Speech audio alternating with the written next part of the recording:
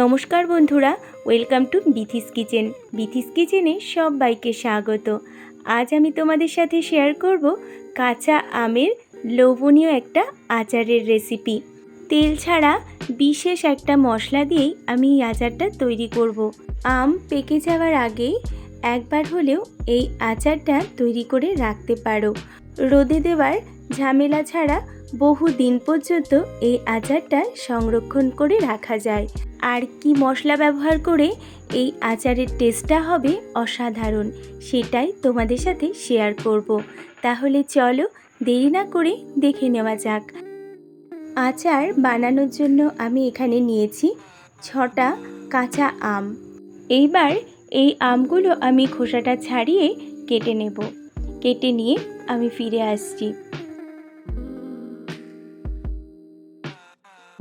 আমগুলো সব কেটে নেওয়া হয়ে গেছে। আর আম কাটার সাথে সাথে কিন্তু জলের মধ্যে দিয়ে দিতে হবে, না হলে আমটা কালো হয়ে যাবে। আর দেখো আমি এখানে একটু লম্বা লম্বা পাতলা পাতলা করে কেটে নিয়েছি। তোমরা চাইলে তোমাদের পছন্দ মতো শেপ দিয়েই কেটে নিতে পারো। আর দেখো একটু শক্ত আটিটা হবে, সেই আম দিয়ে কিন্তু এই আচারটা ভালো হয়। আমগুলো জলের মধ্যে ভেজানো থাক। অন্যদিকে আমের আচার তৈরি করার জন্য আমি প্রথমে একটা চিনি শিরা বানিয়ে নেব। তার জন্য এখানে নিয়েছি চিনি, আর আমের পরিমাণ অনুযায়ী কিন্তু চিনিটা ব্যবহার করতে হবে। দেখো গ্যাসের ফ্লেমটা অন করে আমি একটা কড়াই বসিয়েছি, আর কড়াইয়ের মধ্যে চিনি দিয়ে দিলাম। আমি এখানে 2 বাটি পরিমাণ চিনি ব্যবহার করব। মিষ্টিটা অবশ্যই কিন্তু নিজেদের টেস্ট অনুযায়ী ব্যবহার করবে। এবার চিনির মধ্যে দিয়ে দেব আমি 1 বাটি পরিমাণ জল। যেহেতু আমি 2 বাটি চিনি ব্যবহার করেছি, সেই অনুযায়ী আমি 1 বাটি জল এখানে ব্যবহার করব। দেখো জলটা দিয়ে চিনির সাথে ভালো করে মিশিয়ে নেব। আর গ্যাসের ফ্লেমটা মিডিয়াম টু হাইতে রেখে এবার চিনি শিরাটা আমি তৈরি করে নেব। চিনি শিরাটা রেডি হয়ে গেছে। এর থেকে আর বেশি আমি চিনি শিরাটা গাঢ় করব না। এবার আমগুলো আমি চিনি শিরার মধ্যে দিয়ে দেব। তার জন্য আমগুলো জল থেকে তুলে নিচ্ছি। আমগুলো চিনি শিরার মধ্যে দেওয়া হয়ে গেছে। এবার আমি এর মধ্যে দিয়ে দিলাম পরিমাণ মতো লবণ। লবণটা দিয়ে আমের সাথে ভালো করে মিশিয়ে নেব। এবার আমগুলো সেদ্ধ হতে দেব। যতক্ষণ না পর্যন্ত খুব ভালোভাবে আমগুলো সেদ্ধ হয়ে যাচ্ছে ততক্ষণ এটা ফুটিয়ে নেব। খুবই অল্প সময়েই তৈরি হয়ে যায় অপূর্ব স্বাদের এই আচারের রেসিপিটি একটা দিদিভাই আমাকে বলেছিল, সেটাই তোমাদের সাথে কিন্তু আমি শেয়ার করে দেখাচ্ছি। আম পেকে যাওয়ার আগেই আচারের এই রেসিপিটা তৈরি করে দেখতে পারো, খেতে কিন্তু অপূর্ব হয়। আমগুলো কিছুক্ষণ ফুটিয়ে নেওয়ার পরে এর মধ্যে আমি দিয়ে দেব 2 টিস্পুন ভিনিগার। আর এই ভিনিগারটা দেওয়ার জন্যই আচারটা অনেক দিন পর্যন্ত সংরক্ষণ করে রাখতে পারো, রোদে দেওয়ার ঝামেলা ছাড়াই। এবার ভিনিগারটা দিয়ে আচারের সাথে ভালো করে মিশিয়ে নিলাম। এবার যতক্ষণ না পর্যন্ত আমগুলো খুব ভালোভাবে সেদ্ধ হয়ে যাচ্ছে ততক্ষণ এটা আমি ফুটিয়ে নেব। আর এই সময় গ্যাসের ফ্লেমটা মিডিয়াম টু হাইতে রাখতে হবে।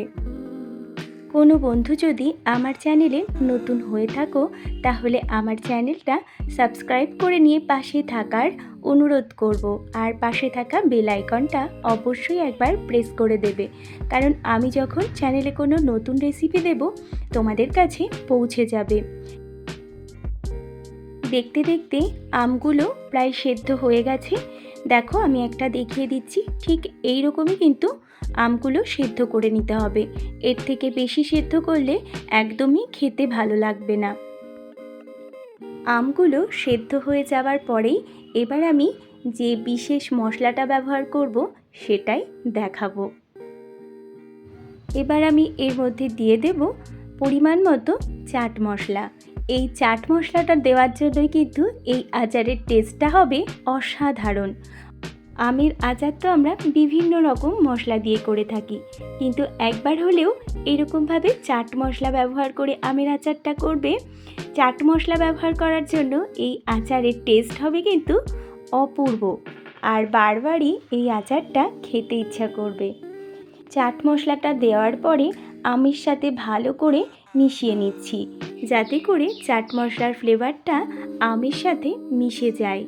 দেখো, এবার গ্যাসের ফ্লেমটা আমি অফ করে দেব আর ঠান্ডা হওয়ার জন্য অপেক্ষা করব। এর থেকে আর বেশি আমি গাঢ় করব না। ঠান্ডা হয়ে গেলেই এটা অনেকটাই গাঢ় হয়ে যাবে। আচারটা ঠান্ডা হওয়ার পরে আমি তোমাদেরকে দেখাচ্ছি, দেখো কতটা গাঢ় হয়ে গেছে, আর আচারটাও পারফেক্টভাবে তৈরি হয়ে গেছে। এবার আমি সার্ভ করে দেখাচ্ছি। দেখো, দেখে কতটা লোভনীয় লাগছে। তোমরা কিন্তু একবার হলেও বাড়িতে অবশ্যই ট্রাই করবে। আশা করছি তোমাদেরও ভীষণ ভালো লাগবে। আর এই আচারটা অনেক দিন পর্যন্ত সংরক্ষণ করেও কিন্তু রাখতে পারবে। তাহলে বন্ধুরা, আমার আজকের এই আমের আচারের রেসিপি যদি তোমাদের ভালো লাগে, তাহলে অবশ্যই একটা কমেন্ট করে জানাবে তোমাদের কেমন লাগলো। তোমাদের সুন্দর সুন্দর কমেন্ট আমার রান্না করার উৎসাহ আরও বাড়িয়ে দেয়। আজ তাহলে আসি, আবার হাজির হব অন্য কোনো রেসিপি নিয়ে। ভালো থাকবে, সুস্থ থাকবে, আর আমার সাথে থেকে আমার রেসিপিটা পুরোটা দেখার জন্য সবাইকে অসংখ্য ধন্যবাদ।